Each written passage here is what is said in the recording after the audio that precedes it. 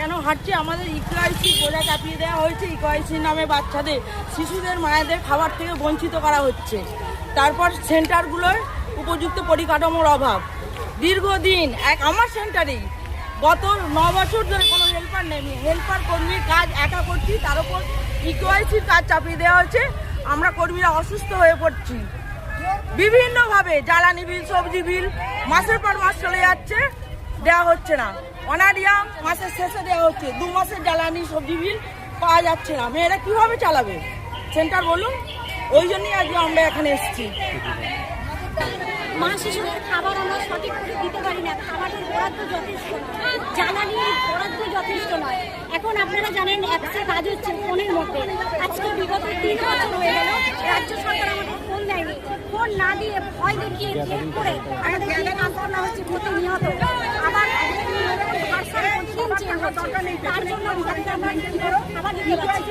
নতুন একটা অবস্থা ক্যাপচার করতে হবে, সেই ফিক্স ক্যাপচারের মধ্যে দিয়ে সেই প্রক্রিয়া সঠিক করে এটা হয় না। ইকেআইসি অবিলম্বে বাতিল করতে হবে, এই আওয়াজ আমরা তুলেছি। এবং যে বাচ্চাদের কার্ড, মায়ের যে পোলিও কার্ড, তাকেই সুরক্ষা দিতে হবে। পোলিও কার্ড যদি ভারতবর্ষের যেখানে হোক, যে মানে নিরাপত্তা পায়, তারা যদি সেই কার্ডে সে পরিষেবা পায়, তাহলে খাবারটা কেন পাবে না? খাবারের ক্ষেত্রে কেন বলা হচ্ছে ফিক্স ক্যাপচার ইকেআইসি করতে হবে? মূল দাবি আমাদের ইকেআইসি বাতিল করতে হবে।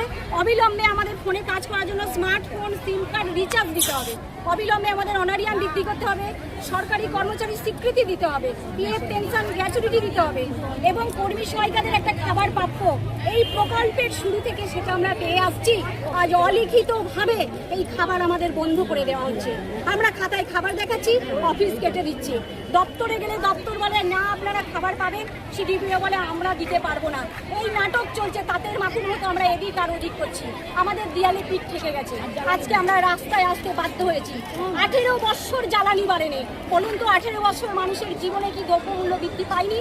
তাদের যন্ত্রণা, তাদের কষ্ট, তাদের দ্রব্যমূল্য নেই, কিন্তু অঙ্গনওয়াড়িদের ক্ষেত্রে কিচ্ছু নেই। অঙ্গনওয়াড়িরা সব দিক থেকে বঞ্চিত। উনি একবার করে ঘোষণা করেন স্মার্টফোন পেয়ে যাবেন, আবার চলে যায়। আজকে এই 4 নম্বর ঘোষণায় এসেছে আমাদের 10,000 টাকা। আমরা 10,000 টাকা চাই না, 18,000 টাকা আমাদের জন্য ফোনের এসেছিল। আজ 10,000 টাকা কেন? ওই 18,000 টাকাই ফোন দিতে হবে এবং আমাদের সিম কার্ড দিতে হবে, রিচার্জ যথাযথ দিতে হবে। আমার ব্যক্তিগত সিম এখানে দীর্ঘদিন কাজ করবো কেন? এটা একটা অফিসিয়ালি কাজ। এটা কাকে দিচ্ছেন আজকে আমরা ডিএমকে দেব এবং ডিপিওকে দেব। গত 15ই জুলাই আমরা হাজার হাজার কর্মী মিছিল করে কলকাতায় বিভাগীয় মন্ত্রীকে এবং রাজ্যপালকে দিয়ে এসেছি। আমাদের দাবি না মানা হলে আমরা বৃহত্তর আন্দোলনে যাব। মা শিশুদের বঞ্চনার এটা আমরা মেনে নেব না, আর আমাদের উপরে যে বঞ্চনা হচ্ছে এটা আমরা মেনে নেব না।